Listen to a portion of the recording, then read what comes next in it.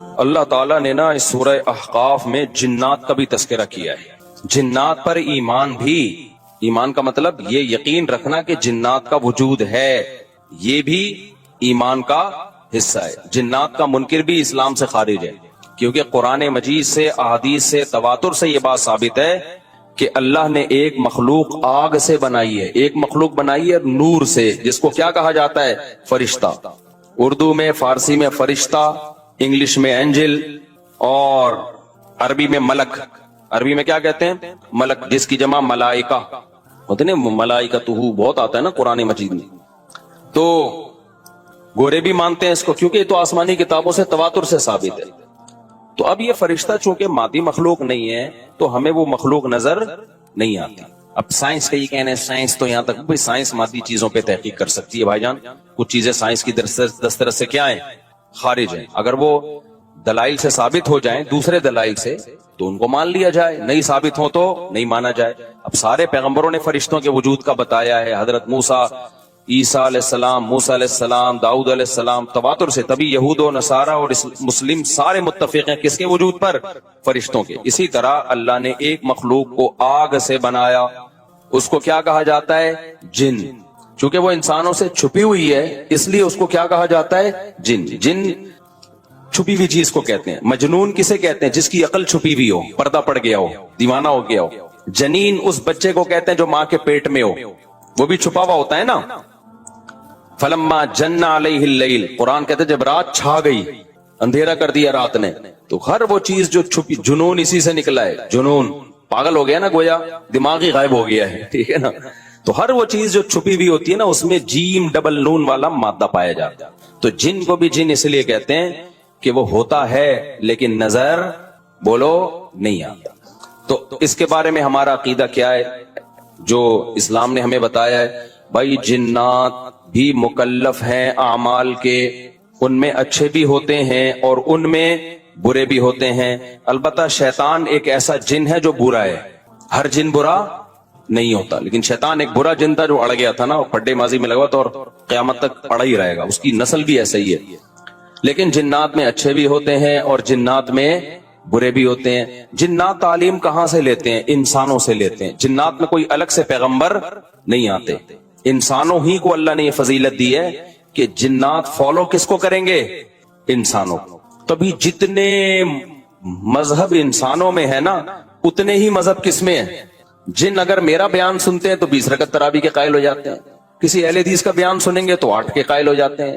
جہلم والی سرکار کا بیان سنیں گے تو جنوں کی بیویاں عدالت سے جا کے ان کی عدالتوں سے خلا لے رہی ہوتی ہیں کہ وہ شوہر جن شوہر دینے پر راضی نہیں ہوتا.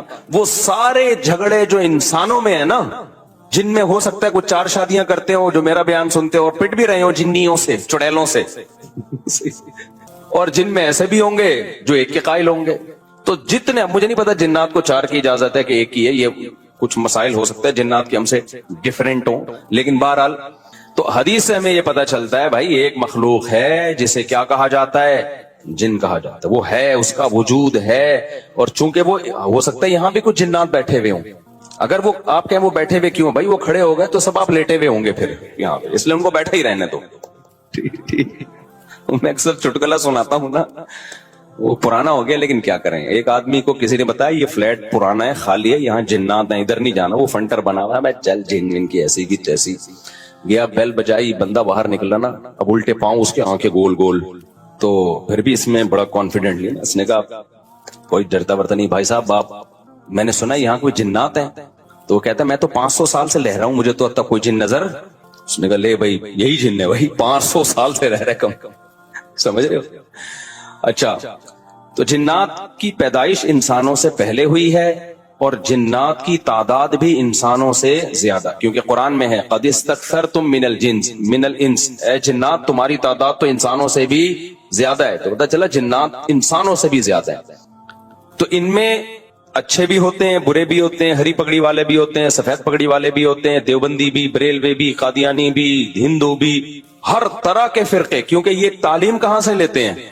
انسانوں سے. جو جتنے مولویوں کی جتنی قسمیں ہیں نا، سب سے زیادہ قسمیں تو پاکستان میں پائی جاتی ہیں.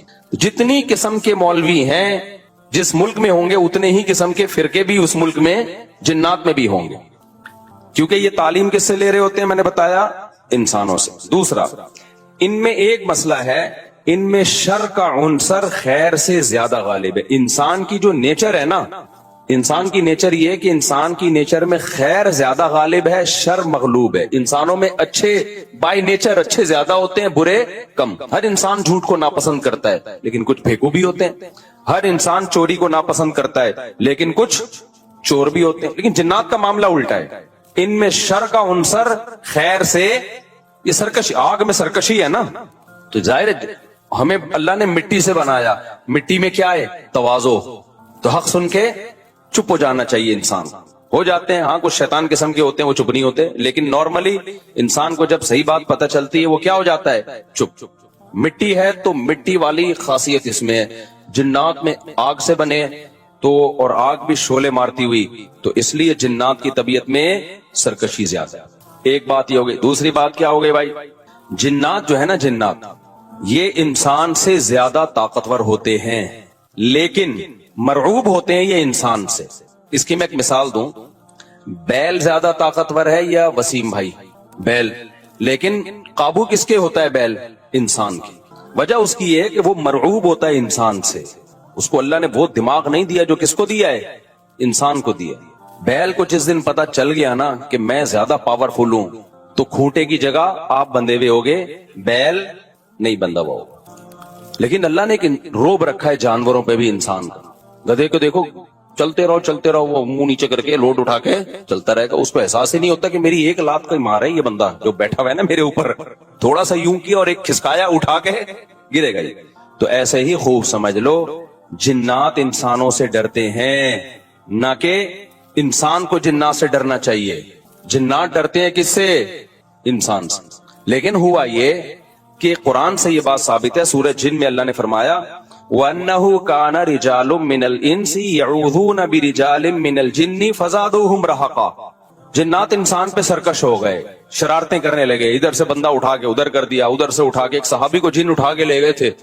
حضرت عمر رضی اللہ تعالیٰ عنہ کے دور میں ایک خاتون کا شوہر گم گیا، تو اس کی بیوی آئی حضرت عمر کے پاس کہ میرا میاں ہے ہی نہیں، پتہ نہیں کہاں گیا. حضرت عمر نے 4 سال کے بعد نا اس خاتون کا نکاح فسخ کرا دیا. یہ امام مالک کی دلیل ہے کہ 4 سال کے بعد نکاح فسخ ہو سکتا ہے. امام ابو حنیفہ کے جو فتوے ہیں نا، زیادہ تر انہوں نے حضرت علی اور عبداللہ بن مسعود کو فالو کیا ہے. وجہ اس کی یہ ہے کہ وہ کہتے تھے کہ یعنی جو اس بارے میں حناف کہتے تھے حضرت علی نے تینوں خلفاء کا زمانہ بھی دیکھا ہے اور نبی کا زمانہ بھی، تو ان کا علم باقی تینوں خلفاء سے زیادہ ہے. اس لیے فقہ حنفی میں حضرت علی اور عبداللہ بن مسعود کو بہت ترجیح دی گئی ہے. جہاں ٹکراؤ ہوتا ہے نا باقی خلفاء اور سیدنا علی میں، تو وہ ترجیح کس کو دیتے ہیں؟ کیونکہ حضرت علی ان تمام محفلوں میں، ان فتووں میں تینوں خلفاء کے ساتھ ہوتے تھے، تو وہ سب کے دلائل بھی جانتے تھے، اور ان پہ پھر بعض چیزوں سے سیدنا عمر نے رجوع بھی کیا ہے حضرت علی کے کہنے پر. تو عمر کم تھی نا، علم حاصل کرنے کا موقع ان کو زیادہ ملا. تو اس لیے حضرت علی کا موقف جو میں نے خلا والے اس میں ریکارڈ کروایا کہ بھائی نہیں، جب تک ہمیں پتہ نہیں ہوگا مر گیا ہے کہاں گیا تو ہم کیسے نکاح ختم کر دیں. بہرحال حضرت عمر نے کا یہ قول تھا، تو مالکی فقہ میں، تو فقہ حنفی نے بھی اس میں فقہ مالکیہ پہ فتویٰ دیا ہے. تو 4 سال ان کو انہوں نے نکاح کیا کرا دیا، حضرت عمر نے ختم کرا دیا. وہ بندہ آ گیا تھوڑے دنوں میں. تو روایت میں آتا ہے حضرت عمر خوفزدہ ہو گئے نا. ٹھیک ہے بھائی، ایک بندہ کہہ رہا ہے میری بیوی آپ نے کسی اور کو کیسے دے دی. تو حضرت عمر نے پھر کہا بھائی اب تمہارے پاس 2 آپشن ہیں، یا تو تمہاری بیوی ہم تمہارے حوالے کر دیتے ہیں، یا پھر مہر لے لو، اس کو طلاق دے دو. یعنی حضرت عمر نے بھی اس پرانے نکاح ہی کو باقی رکھا ہے کہ بھئی اصل تو اسی کی ہے نا، تو اس لیے اب مہر لے کے چھوڑ دو اس کو. مقصد یہی ہوگا کہ ہم اس کا وہیں نکاح کرا دیتے ہیں. یا دوسرا آپشن یہ ہے کہ ٹھیک ہے بھئی اب تمہارے نے، اس نے کہا نہیں، اب ظاہر ہے کسی اور مرد کے پاس چلی گئی ہے تو انسان کو اس میں غیرت بھی آتی ہے نا. انہوں نے کہا نہیں، میرا مہر مجھے واپس کر دیں، اب اسی کے ساتھ رہے. ٹھیک ہے نا. پھر حضرت عمر اس سے پوچھنے لگے ہوا کیا تھا. اس نے بتایا جن اٹھا کے لے گیا تھا مجھے. مصنف عبد الرزاق یا مصنف ابن ابی شیبہ کی روایت ہے، جن اٹھا کے لے گیا تھا. تو بعض دفعہ ایسا ہوتا ہے کہ انسان کو جن بولو اغوا کر لیتا ہے. تو قرآن کیا کہتا ہے، لیکن آپ لوگ کے ساتھ نہیں ہوگا. خدا کا واسطہ جنات کو زیادہ لفٹ نہ کراؤ، پوری سیٹ اپ ہمارا برباد ہو گیا اس چکر میں. صحابہ میں بھی ایک واقعہ ہو گیا نا، یہ تھوڑی کہ ہر گھر میں جن یہ کر رہا ہے، دوسرے گھر میں جن وہ کر رہا ہے، تو تیسرے گھر میں جن نندوں کو لڑا رہا ہے، چوتھے گھر میں جن ساسوں کو لڑا رہا ہے. हमारा तो पूरा प्रोग्राम यहीं से शुरू होता है, यहीं पे खत्म होता है। एक आध सैकड़ों में कोई हो सकता है जिन उठा के ले जाए, फिर वापस भी करके मेरा ख्याल है दे गया। अच्छा, तो कुरान में सूरह जिन में आता है अन्नहु कान रिजालुम मिनल इंस, जिन्नात ने खुद ही ये बात कही कि हमसे इंसान डरने लगे और हमसे पनाह लेने लगे। यऊदूना बिरिजालिम मिनल जिन्नी, हम जैसे अल्लाह की पनाह में आते हैं ना मुसीबतों से बचने के लिए, आऊदु बिल्लाही हम कहते हैं अल्लाह मैं तेरी पनाह में आता हूं। तो लोगों ने क्या किया था, मुशरिकीन ने जिन्नात की पनाह में आना शुरू कर दिया कि जिन्नात हमें मुसीबतों से बचाएंगे।